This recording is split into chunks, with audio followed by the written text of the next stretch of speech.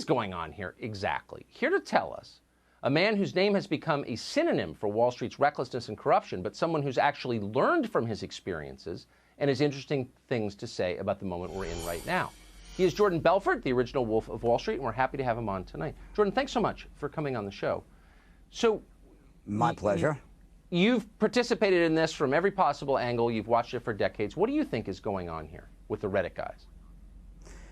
Well, I think you hit it right on the head, and that was my thesis for tonight, was this is really a convergence of a few different things. Number one, finally, the little guy has the ability to fight back through a convergence of technology, the platforms for trading, the ability to communicate as a group.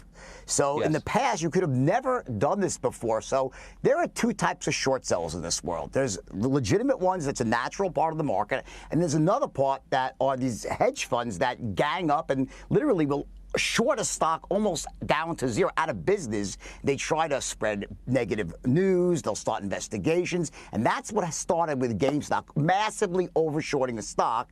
And this, I think, as you said, connects to a far bigger thing than just trying to make a few bucks on a trade. This is about the end of the movie, The Big Short, where, like I said, all the bad guys went to jail.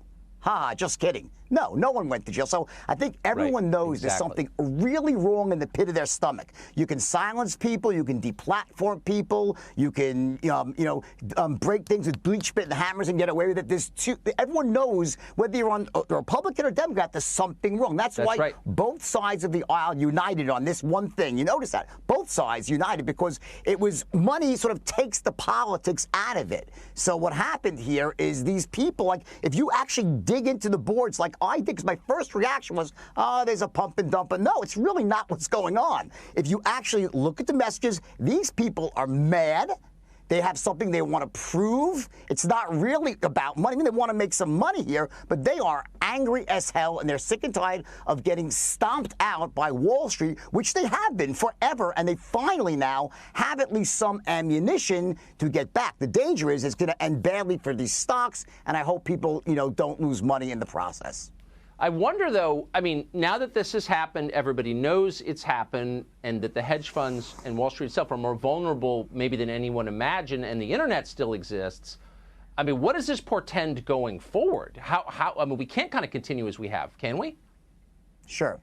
No, so one thing Wall Street and hedge funds are very good at is closing gaps and finding these sort of inefficiencies and closing them up. So what these people on Reddit, and my hat's off to them, by the way, it was brilliant what they did, is they found a real inefficiency in the market and a gap where something had been dramatically overshorted and they could actually, get enough buying power. They did that. Wall Street now knows that. So I would be very shocked if hedge funds would create another situation so quickly where it was so overly shorted that it would be that easy for people to come in as a group and bring the stock back up and start a short squeeze. So that might end. But I believe this is a paradigm shift right now. The little guy finally is equipped. Information travels instantly now. You see, it used to be only the big guys. They paid the analysts. They had, all this stuff happened before the little guy. The big guys were colluding doing this stuff, right? So now the little guy finally has the ability to play that same game, at least somewhat,